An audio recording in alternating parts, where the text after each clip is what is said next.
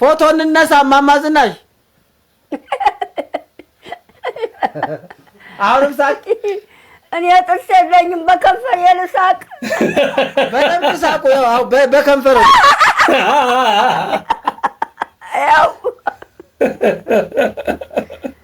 ከእንደገና 1 2 3 ለአንተ ያልሆነ ሳቁ ለማን ሊሆን ነው? ደስም ቢል ደስም ባይል መንከትከት ነው እንጂ ዝናሽ ለአንተ ያልሆነ ሳቅ ለማን ሊሆን ነው?